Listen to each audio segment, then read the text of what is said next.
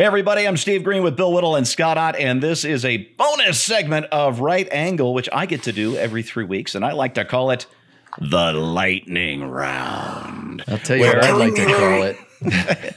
Number one, we all love it because we get to torture Bill and Scott with unknown topics. I love it because instead of going into one topic in depth, or what we call in depth, we get to cover 4 or 5 topics, and it's more fun that way. And the best part is, Bill and Scott have no idea what their topics are. I select headlines completely at random. No, I'm teasing. I artisanally select these headlines for Bill and Scott appropriately. You've seen those lottery ball machines with the ping pong balls in it? That's how this one works. Yeah, you know what? You know what, big guy? You're complaining you're going first. All right, Scott, with our first headline. Oh, I pulled this off at Drudge Report this morning. I love this. Kanye West attracts thousands, 4,000 people to Wyoming. He apparently bought a ranch around Cody for a worship service.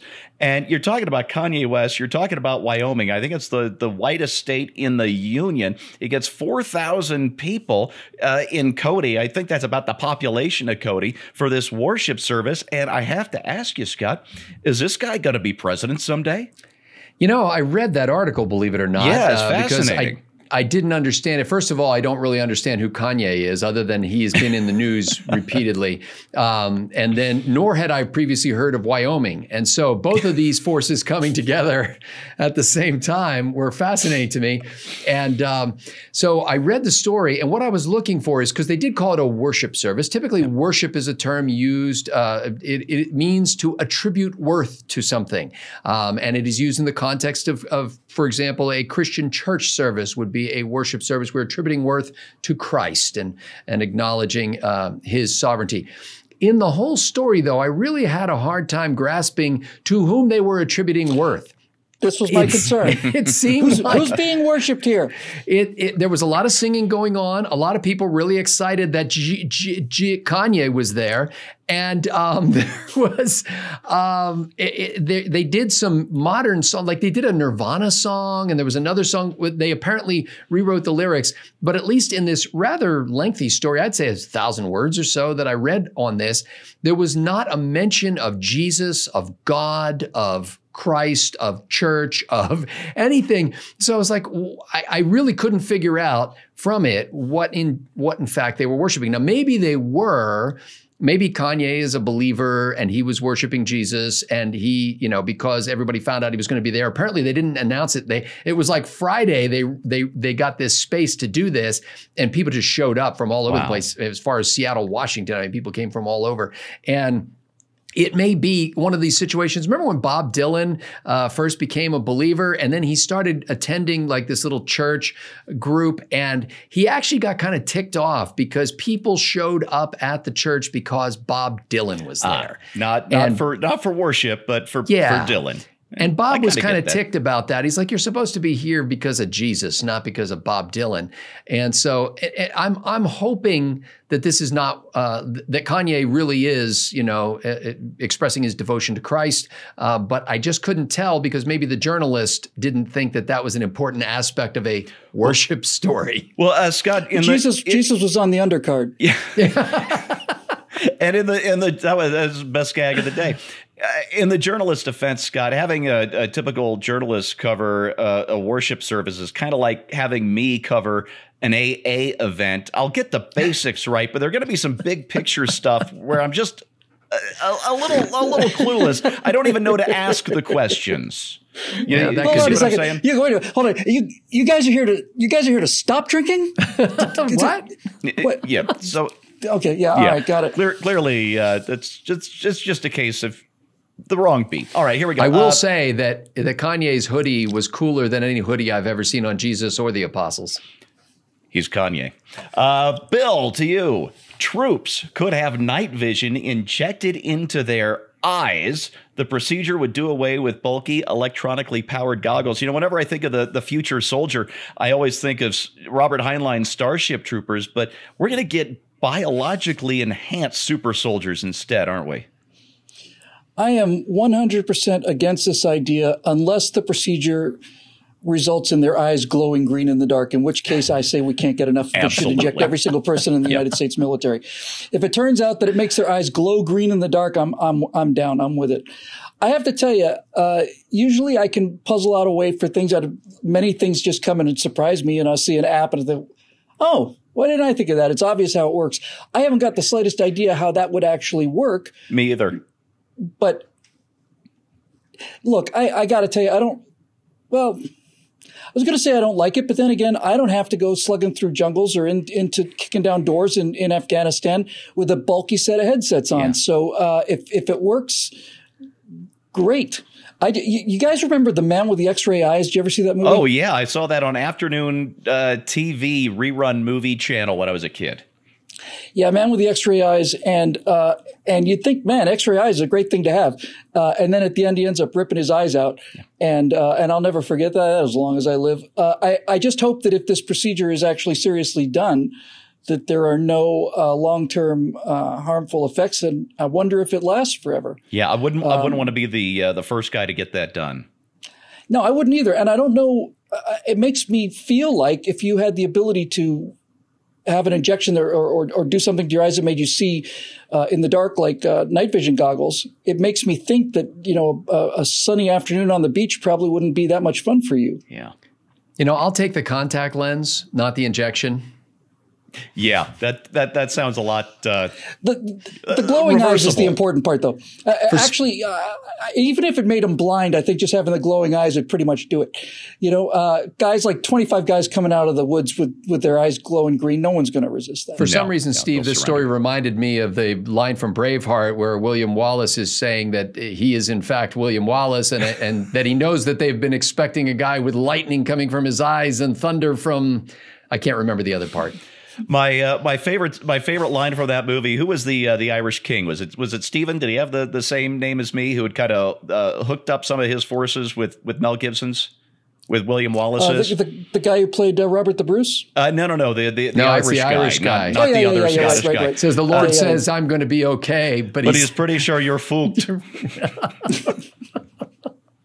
Great line in a wonderful movie. Just a lighthearted. I just got to throw this in. I got to throw this in.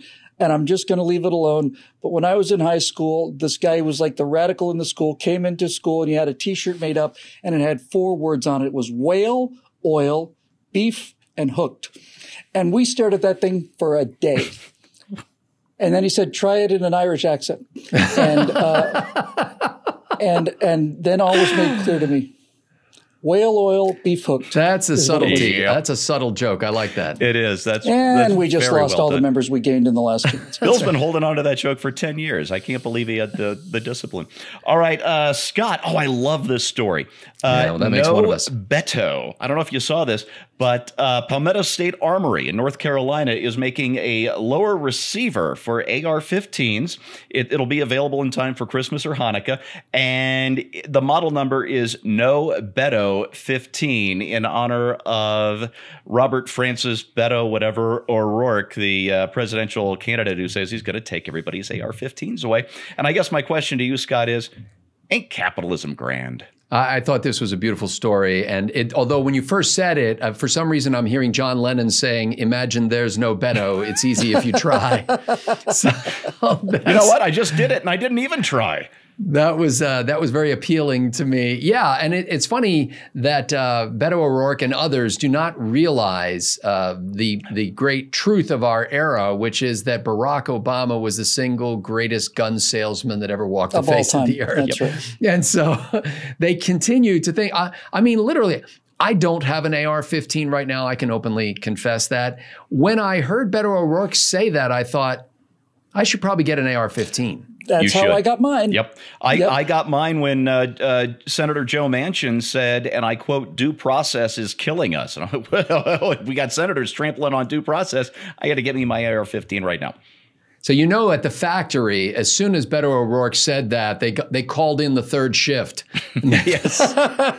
Oh, and the best part is these things are back ordered for like 8 or 9 weeks last I checked, and that was a week ago. You better get over there soon if you want to order one of those lowers.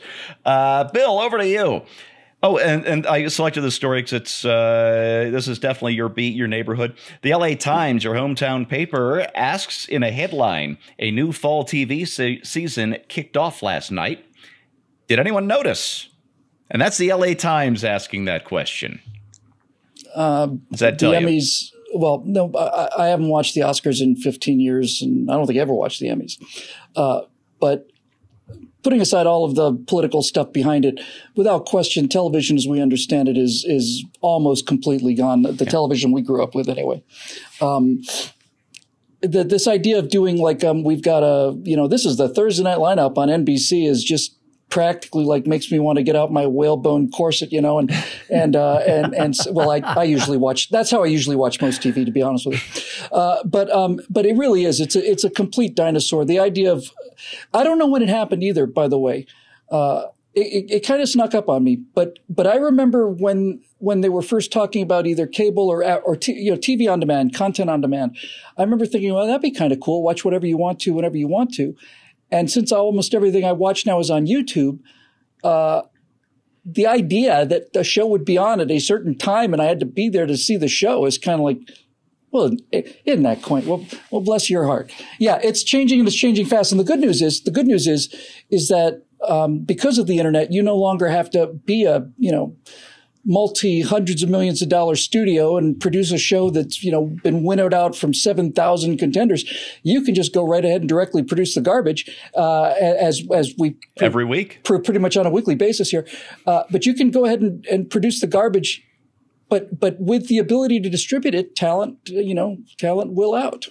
Aren't you glad? I don't know if you guys did this, but I'm just so glad that I skipped TiVo. Like everybody was suddenly I didn't have to do TiVo either. My wife was a TiVo junkie. Wait 3 years and it will be obsolete. And here we are. We just got rid of ours. It had been sitting on a shelf for 2 years collecting dust, and so it went to Goodwill, where it will collect dust, I assume, because I don't think you can sell that thing for $5 anymore. Scott, let's finish up with... Oh, no, we're on to me now. I was going to say, I'd hoped I was finished already. I lost count. I have trouble counting past 3, just so you know. So my story, and it's another AR-15 story. I love this one. Congresswoman, Congress critter Sheila Jackson Lee, and I swear I'm not making this up. You can go to YouTube. Oh, we're already on YouTube, and watch the clip. She confuses an AR-15 for 10 moving boxes and a heavy machine gun. She honestly did this. She said she claims to have actually held an AR-15 recently and said it weighs as much as 9 or 10 boxes that you might move. I'm not sure what that means. I guess it means moving boxes. And if you're like me, you got a lot of books. Those moving boxes, they weigh a fair amount. And then she referred to the 50 caliber round that her AR-15 shoots, and I'm picturing the big Browning machine gun, right? With the rounds that are like this firing out of it. Yeah, the Ma Deuce, the M2. It's been around for 100 years. Oh, it's the classic machine gun, exactly.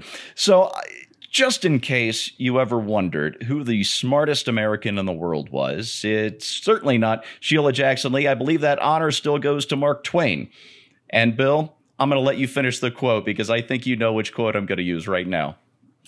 Go for it. Okay. Suppose you were a congressman or an idiot, but I repeat myself. And there you go. We are ruled by the best people in the world. Not really. Anyway, that is your lightning round for this week. Thanks for watching. I'm Steve Green with Bill Whittle and Scott Ott, brought to you by the members of BillWhittle.com. If you like this kind of stuff, click on over, become a member. We would love to have you on board. Thanks for watching, and we'll see you next week.